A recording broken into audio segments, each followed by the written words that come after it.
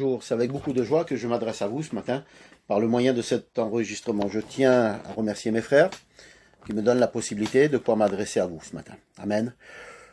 Il est bon d'écouter la parole de Dieu. Dans ces moments difficiles que nous vivons, ces moments de confinement, où nos églises sont fermées, mais n'oubliez pas que l'église, c'est vous en réalité. L'église, c'est nous, les pierres vivantes que nous sommes, c'est nous qui formons l'église. Donc merci à Dieu que vous êtes rassemblés autour de votre téléphone afin d'écouter la parole de Dieu. Nous allons faire une lecture dans la Bible, dans le premier livre de Samuel, au chapitre 17 et au verset 22. Mais avant, je vous explique un petit peu la situation. C'est dans 1 Samuel, chapitre 17, au verset 1er. C'est que le peuple d'Israël était rassemblé dans la vallée des Térébintes pour faire la guerre avec les Philistins. Les Philistins, s'ils étaient en face, ils étaient à Soko, et ils se faisaient face. Et la Bible nous dit que pendant 40 jours, il y a un homme qui va sortir des rangs des Philistins, qui s'appelle Goliath, on connaît l'histoire, on ne va pas donner les mensurations, c'était un géant qui était là. Et il sortait, pendant 40 jours, il est sorti des rangs, et pendant ces 40 jours, une fois le matin et une fois le soir, il sortait et il lançait un défi à Israël. Et la Bible nous dit que tout Israël, de Saül, du roi Saül jusqu'au plus petit des soldats, tous avaient peur et tous fuyaient devant cet homme. Cet homme était redoutable. Et dans le rang de l'armée de Saül, il y avait 3 hommes, c'étaient les 3 frères de David qui étaient là. Il y avait Eliab, Abinadab et Shaman. Ces 3 hommes aussi étaient là à la guerre. Et Ésaïe, leur père, a envoyé David pour dire à David, va prendre des nouvelles de tes frères, va voir comment qu'ils se portent. Et la lecture, elle commence donc à partir du verset 22 du chapitre 17 de 1 Samuel. Et il nous est dit ces mots-là. David remit les objets qu'il portait entre les mains du gardien des bagages et courut vers le rang de l'armée. Aussitôt arrivé, il demanda à ses frères comment ils se portaient. Tandis qu'il parlait avec eux, voici le Philistin de Gath, nommé Goliath, s'avança entre les 2 armées, hors des rangs des Philistins. Et il tint les mêmes discours que précédemment, et David les entendit. Donc, comme précédemment, il disait les mêmes choses. Pendant ces 40 jours, et 2 fois par jour, cet homme a lancé un défi à Israël. Et la Bible nous dit que, à la vue de cet homme, tous ceux d'Israël s'enfuirent devant lui et furent saisis d'une grande crainte. David dit, et qui est donc ce Philistin pour insulter l'armée du Dieu vivant? Et nous voyons qu'au verset 32, David dit que personne ne se décourage à cause de ce Philistin. C'est vrai que le peuple s'était découragé, était dans le problème. 40 jours qui étaient là, matin et soir, ce problème revenait et revenait. Et le peuple, comme je vous l'ai dit tout à l'heure, ils s'enfuyaient loin et ils furent saisis d'une grande crainte. Mais la parole de Dieu nous dit, David, ayant tout réfléchi, en voyant tout ce qu'il se passait, va décider d'une chose, va décider de combattre. Pourtant, il n'était pas là, il n'était pas un soldat, il n'était pas engagé comme ses frères. Mais la parole de Dieu nous dit que le peuple s'était découragé. Et David avait dit ces mots-là à tout le peuple, que personne donc ne se décourage. Donc je vous dis ce matin à vous aussi, l'Église, ne nous décourageons pas, amen. Beaucoup de gens se découragent à cause de ce problème, à cause de ce virus. C'est vrai que c'est un gros problème, c'est un genre de Goliath devant nous. Peut-être pour certains c'est insurmontable. Mais Dieu que nous avons est capable d'agir, amen, et moi je le crois. David a décidé donc de combattre. Au verset 28, il nous est dit qu'on va l'amener devant Saül, et il va parler à Saül. Il va lui dire qu'il allait combattre, qu'il allait au combat, et que Goliath ne lui faisait pas peur. Il lui expliquait que quand il était chez lui, qu'il gardait le troupeau, quand une brebis était prise par un lion ou un ours, il venait d'en enlever une du troupeau, il courait après lui, il le frappait et arrachait la brebis de sa gueule. Et s'il se dressait contre moi, il disait, je le saisissais par la gorge, je le frappais et je le tuais. C'était simple pour lui. Et c'était simple. Ce Goliath, pour lui, il était comparé à un lion, à un ours, mais il était capable d'aller le battre. Parce que la Bible nous rappelle quand David, il disait à cet homme-là, toi tu viens contre moi avec ton javelot, avec tes armes, mais moi je viens contre toi au nom de l'Éternel. Amen. Il avait cette foi en Dieu que Dieu allait le bénir, que Dieu allait livrer Goliath entre ses mains. Donc Saül va mettre le casque à David il va lui mettre sa cuirasse, et il va aussi lui donner son épée. Mais la Bible nous dit, quand il a voulu marcher, David, il n'y arriva pas. Parce que David, il dit ces mots-là, « Je ne peux marcher avec cette arme, je n'y suis pas habitué. » Et il s'en débarrassa. Verset 40, il nous est dit que David prit en main son bâton. C'est à lui, c'est ses armes à lui, c'est ce qu'il a besoin. Les armes de Saül, il ne peut pas combattre avec, parce que c'est des armes qui ne lui appartiennent pas. Il avait besoin des armes du berger. Quand il avait besoin de se battre contre le lion ou l'ours, il n'avait pas besoin de l'épée, du casque, de la cuirasse. Il avait simplement besoin de son bâton et de sa fronde et des pierres. Et c'est ce que David a fait. Il a été récupérer ce qu'il avait besoin. La parole de Dieu nous dit que nous n'avons pas lutté contre la chair et le sang, mais contre les dominations. On n'a pas besoin d'avoir des armes humaines pour combattre. Il nous faut des armes spirituelles, des armes qui viennent de Dieu. Et Dieu nous a mis toute une panoplie d'armes. Et nous pouvons faire cette lecture dans le livre des Éphésiens, chapitre 6 et au verset 11. Nous connaissons ce texte, les armes spirituelles que Dieu met à notre disposition pour aller combattre. Alors utilisons-les, amen. Utilisons-les contre les ruses du diable. Utilisons-les contre le problème, la difficulté. Utilisons le casque du salut. Utilisons le bouclier de la foi. Utilisons la cuirasse de justice, utilisons nos sandales que nous avons aux pieds, qui est l'évangile, qui est le zèle, qui est tout cela. Utilisons toutes ces armes, utilisons l'épée de l'esprit, amen, utilisons qui est la parole de Dieu. Utilisons toutes ces armes contre notre adversaire, qui est le diable, les dominations et tout cela.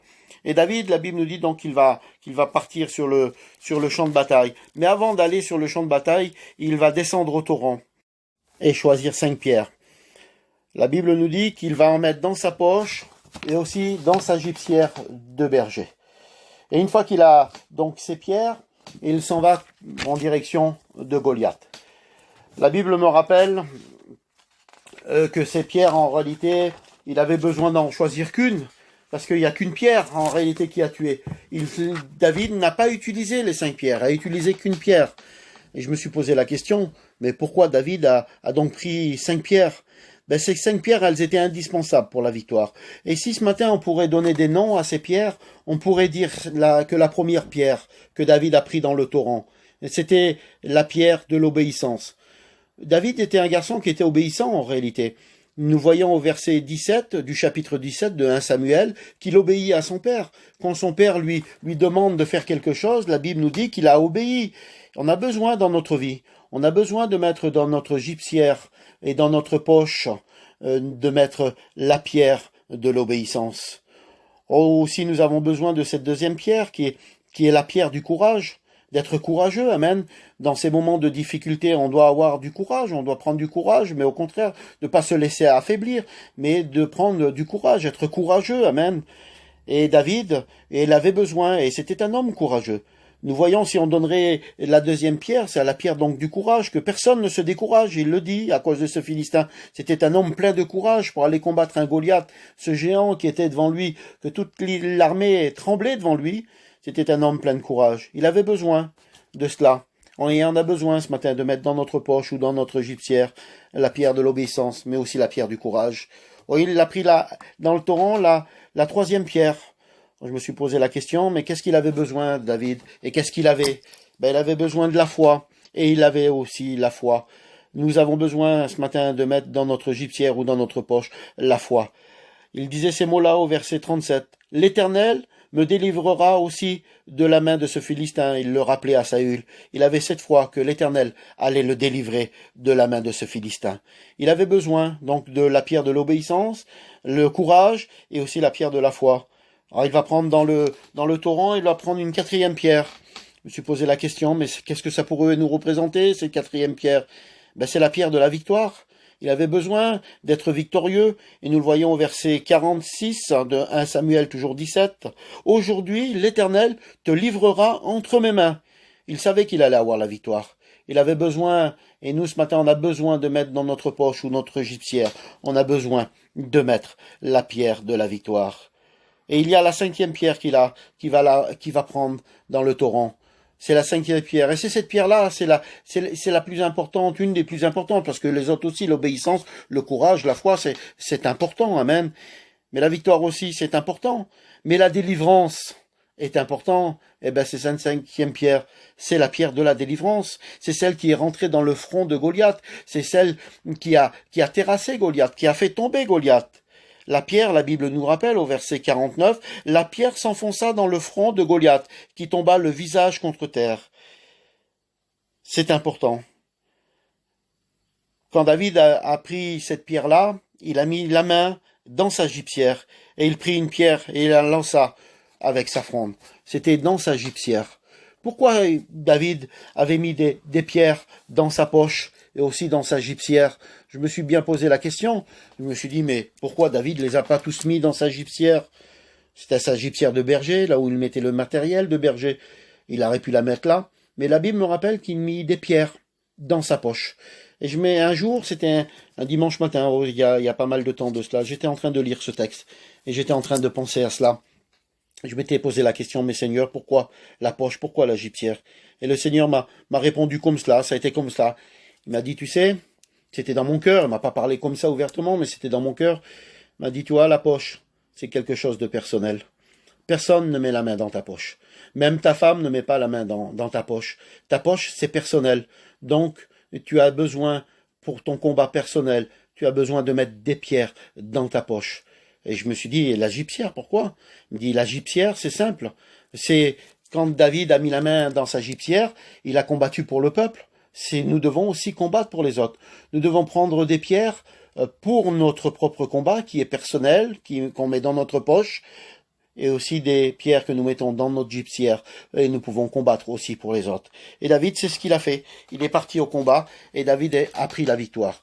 Alors simplement vous rappeler qu'on a besoin dans notre poche ou dans notre gibecière, on a besoin de l'obéissance, on a besoin du courage, on a besoin de la foi, on a besoin d'être victorieux, et nous sommes victorieux. Nous sommes plus que vainqueurs par celui qui est avec nous, par Jésus-Christ, qui est notre sauveur, il est avec nous, amen. Nous sommes victorieux et nous avons la délivrance. Amen. Mais pour cela, il faut agir, il faut avancer. Et David, c'est ce qu'il a fait. Il n'a pas eu peur de partir au combat. David n'a pas eu peur de ce Goliath, de ce géant. Tout le peuple s'était découragé. Mon frère, ma sœur, ne te décourage pas. Tu vois ce problème comme une montagne devant toi, mais tu peux la terrasser. Tu as besoin de prendre des réserves ce matin. Va au torrent.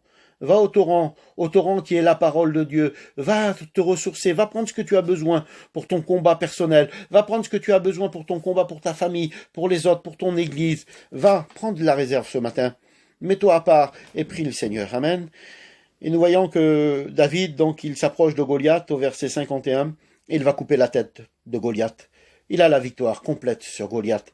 Et il va prendre cette tête-là, la Bible nous dit qu'il va la prendre et il va l'apporter à Jérusalem. Il va apporter cette tête à Jérusalem. La tête de Goliath. Il va l'apporter à Jérusalem. Et la Bible nous dit qu'il va prendre ses armes, les armes de Goliath, et il va les mettre dans sa tente. Je me suis posé la question, mais pourquoi il amène la tête à Jérusalem? Eh bien, c'est simple. C'est le témoignage. Il a vaincu le problème. Il a vaincu le Goliath. Et là, quand il agitait cette tête-là, les gens voyaient que c'était David qui avait tué. Et là, il montrait aux gens, il témoignait aux gens qu'il avait tué. Et là, c'est un témoignage qui est parlant. Il parlait à ce moment-là, en montrant la tête. Les gens voyaient et devaient dire, oui, David a tué Goliath parce qu'ils ont vu la tête. Mais il y a aussi cet autre témoignage que David avait. C'est un voyage muet, qu'on n'avait pas besoin il n'avait pas besoin de dire, de montrer la tête. Simplement les armes dans la tente, dans sa maison. Quand les gens rentraient chez lui et voyaient ses armes, ils voyaient que c'était l'homme qui avait terrassé Goliath. Ben, mon frère, ma sœur, on a des témoignages à apporter. On a le témoignage qui est autour de nous, on a apporté les gens qui nous entourent, on peut leur montrer que nous sommes victorieux, nous sommes des chrétiens. Mais aussi, il y a ce témoignage dans notre maison, que quand quelqu'un rentre chez nous, et qu'il voit que nous sommes des véritables chrétiens, que nous sommes des véritables gagnants. Amen. Et pour cela, on a besoin d'aller au torrent, prendre ces pierres pour avoir la victoire. Oh, c'est simplement des symboles, ce que je vous ai donné ce matin. Ces pierres, des noms qu'on a pu donner, l'obéissance, le courage, la foi, la victoire, la délivrance. Mais tout cela, nous l'avons dans la parole de Dieu. Nous l'avons en Dieu. La parole de Dieu, elle est là comme un torrent pour nous, qui est de l'eau de la parole. Et nous pouvons y puiser ce matin. Nous pouvons y puiser l'obéissance à travers la parole. On peut y puiser le courage, on peut y puiser la foi, on peut y puiser la victoire. On peut aussi y puiser la victoire et la délivrance. Amen. Et c'est ce que David a fait. Il a été au torrent. Il a pris ce qu'il avait besoin. Alors ce matin, ne te gêne pas. de prendre dans la parole de Dieu ce que tu as besoin. Tu as besoin de la parole de Dieu, tu as besoin d'écouter la parole de Dieu, tu as besoin de mettre en pratique la parole de Dieu. Et pour cela, tu as besoin de t'approcher de Dieu, amen, de t'approcher de lui. Pendant ces moments de confinement, approche-toi de lui. Sois un homme, une femme victorieux, sois un homme et une femme qui est en Dieu, qui vit en Dieu, qui marche avec Dieu, amen. Que tu sois un véritable chrétien.